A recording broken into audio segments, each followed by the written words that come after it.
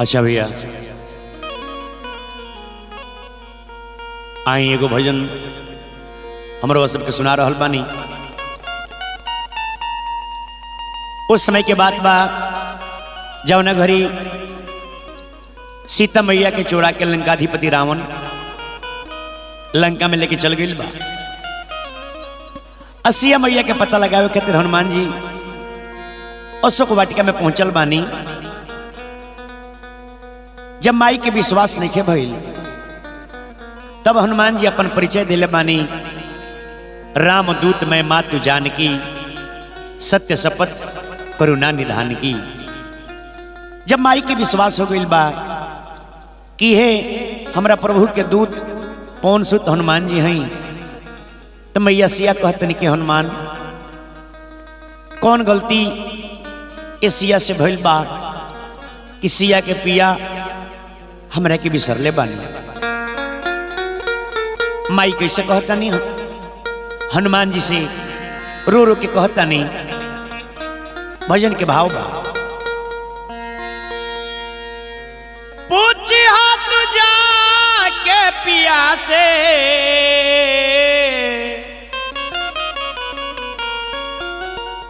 पूछी हाथ जा के पिया से हनुमान जी पूछ हाथ जा के पिया से।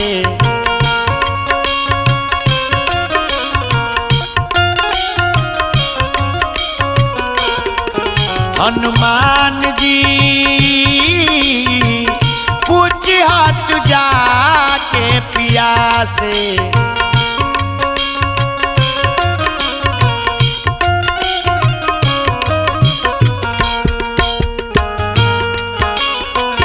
जय हो जय हो।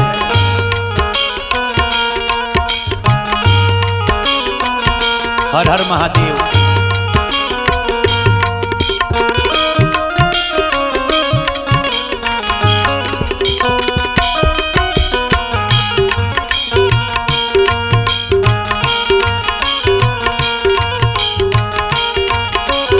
जय बजरंग बली।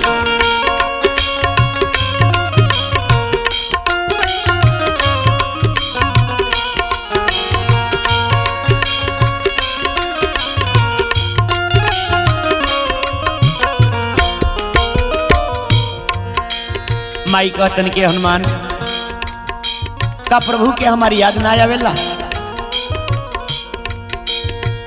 काहे हमारा के बिसार देल बानी।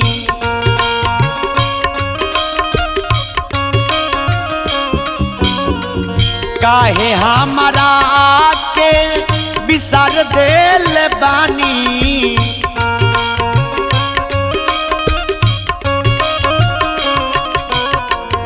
नजरी से पाना उतार देल बानी।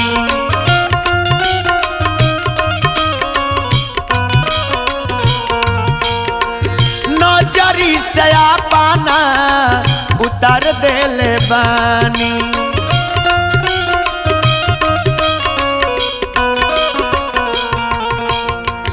कौन गलती भइल सिया से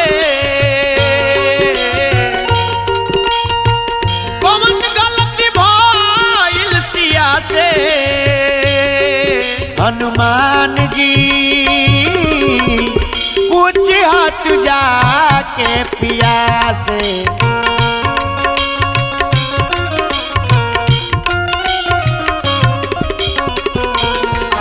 हनुमान जी पूछ हाथ जा के पिया से।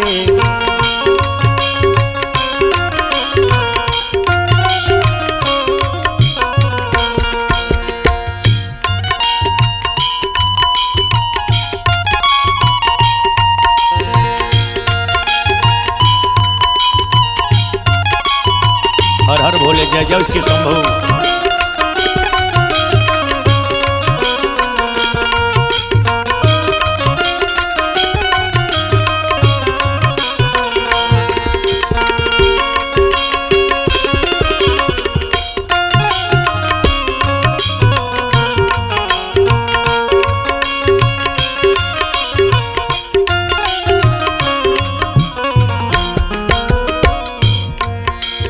माई कहतन के हनुमान अशोक वाटिका में जानकर हम कैसे रही ले, जैसे 32 गो दांत के बीच एगो बेचारी निरीह जीव रह दिया, वो सही ए राक्षसन के नगरी में हम बानी। माई कहतानी जैसे रे जीव रहे दातवा के पीछे,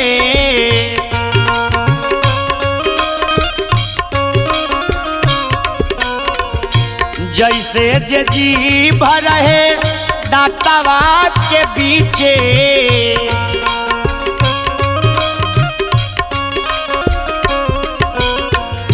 तैसे रहीला हम गछिया के नीचे।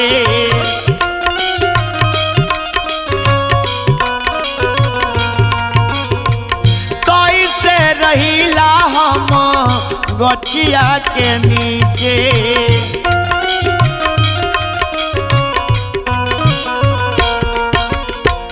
लोर ना सुखे अखिया से, लोर ना सुखे अखिया से, हनुमान जी पूछ हाथ जाके पिया से।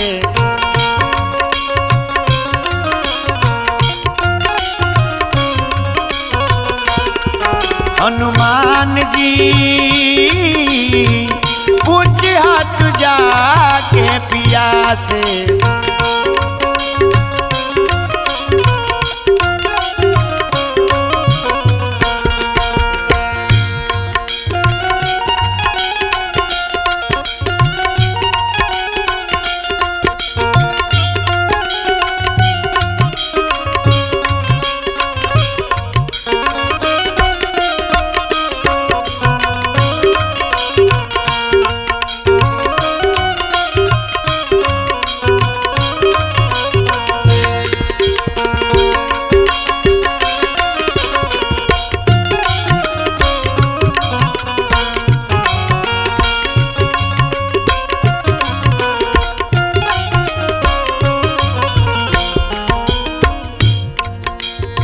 आखिर में माई कहतन के हनुमान हमरा के बता दो कि दुख और कितना दिन ले सहे के पड़ी। माई कहतनी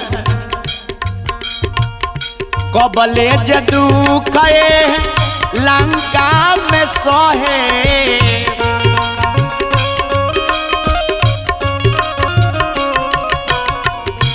कबले जे दुख हम लंका में सहे।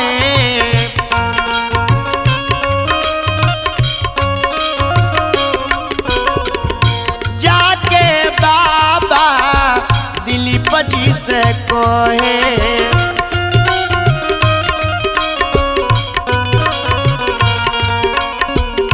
जाके कवि महेश जी से कहे।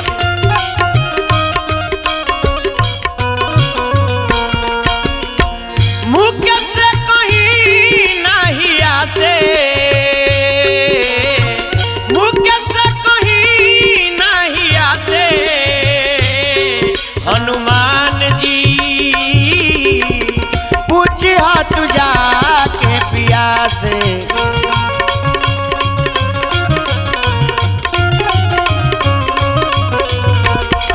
हनुमान जी पूछ हाथ जाके पिया से।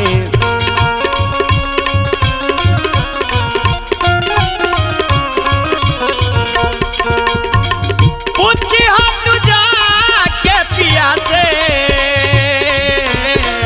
पूछ हाथ जाके पिया से। हनुमान जी पूछ हाथ जाके पिया से।